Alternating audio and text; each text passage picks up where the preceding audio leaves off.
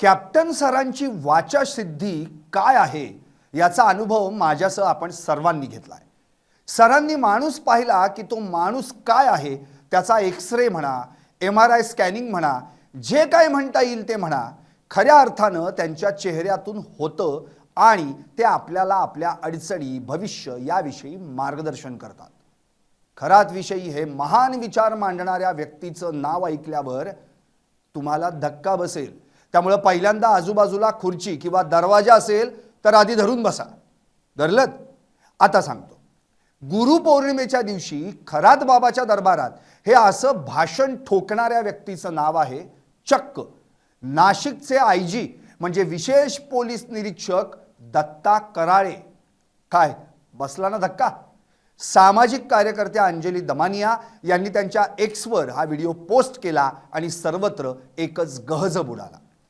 दमानिया उद्याच्या पत्रकार परिषदेत अख्खी वेब सिरीज दाखवणार आहेत, पण त्याचा टीझर त्यांनी आज लॉन्च केला। टीझरच एवढा धमाकेदार असेल तर वेब सिरीज कशी असेल याचा अंदाजच आला। अंजली दमानिया यांनी खरात प्रकरणात आणखी काय केलेत दावे? खरातला कॉल करणारे 1825 लोक आहेत तरी कोण? वेब सिरीजचं नाव आहे खरात लोक। मुख्य भूमिकेत भोंदू, अशोक खरात आणि यातले सहकलाकार आहेत नाशिकचे विशेष पोलीस महानिरीक्षक, सिनियर PI, तहसीलदार, डेप्युटी कलेक्टर आणि कैक राजकारणी।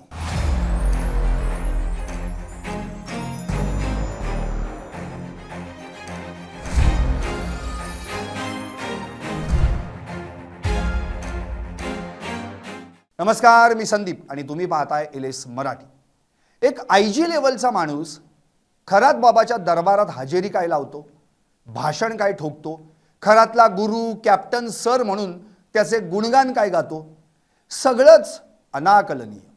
नाशिकचे विशेष पोलीस महानिरीक्षक दत्ता कराळे यांनी खरातला 18 वेळा कॉल केल्याचा दावा देखील दमानिया यांनी केलाय।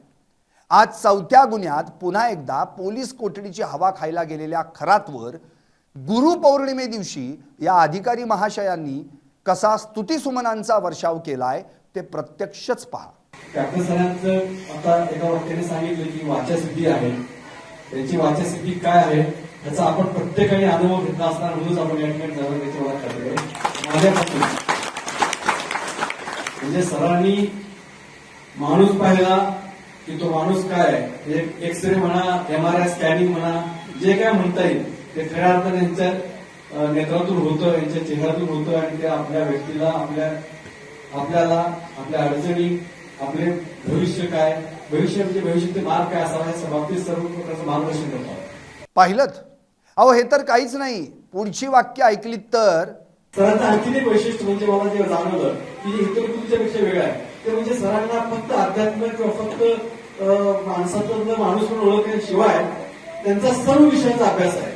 मग ते आर्मी असो, पोलीस असो, प्रशासन असो, राजकारण असो, इतक्या विविध विषयांचं बहुढंगी आणि बहुअंगी व्यक्तिमत्व असणारे असे व्यक्ती आता आजच्या जगामध्ये दुर्मिळ आहे। काय म्हणाले हे पोलीस अधिकारी महाशय? सरांचं आणखी एक वैशिष्ट्य म्हणजे सरांचा फक्त अध्यात्म किंवा फक्त माणूस ओळखण्याचाच अभ्यास नाही, तर त्यांचा विविध विषयांचा अभ्यास आहे। मग ती आर्मी असो, पोलीस असो, प्रशासन असो की राजकारण असो, इतक्या विविध विषयांचा अभ्यास असणारं बहुरंगी, बहुअंगी आणि बहुढंगी व्यक्तिमत्व आताच्या जगात पाहायला मिळणं दुर्मिळ आहे। वाह वाह कराळे साहेब, खरातला तुम्ही बहुरंगी, बहुअंगी आणि बहुढंगी व्यक्तिमत्व आहे हे जे काही म्हणालात ना ते एकदम खरं आणि ते साऱ्या महाराष्ट्रानं पाहिलं सुद्धा, पण तुम्ही त्याला आणखी एक विशेषण जोडायचं विसरलात। बहुरंगी, बहुअंगी, बहुढंगी आणि बहुढोंगी।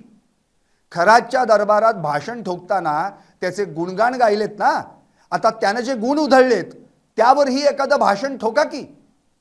मंडळी, फक्त IG लेवलचे पोलीस अधिकारीच नव्हे तर सिनियर PI, तहसीलदार, डेप्युटी कलेक्टर आणि कैक राजकारणी सुद्धा या खरात लोकमध्ये जाऊन आलेत। अंजली दमानिया यांनी केलेल्या दाव्यानुसार दत्ता कराळे यांनी खरातला 18 कॉल केलेत।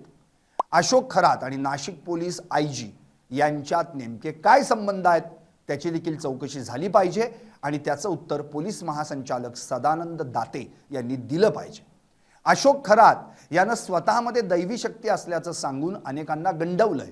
सर्वसामान्यांपासून राजकारण्यांपर्यंत आणि प्रशासकीय अधिकाऱ्यांपासून पोलिसांपर्यंत अनेक जण त्याच्या दरबारी हजेरी लावत होते. तब्बल 1825 लोक त्याच्या संपर्कात होते. त्यात बड्या आसामी देखील आहेत. सामाजिक कार्यकर्त्या अंजली दमानिया यांनी तसा दावा केलाय. उद्या दुपारी त्या या सर्वांचा भांडाफोड करणारच आहेत. रुपाली चाकणकरांनी महिला आयोगाच्या अध्यक्षपदी असताना या खरातला गुरुस्थानी मानून त्याचे पाय धुतले. त्यांची बहीण प्रतिभा चाकणकर यांनीही खरातला गुरु मानलं.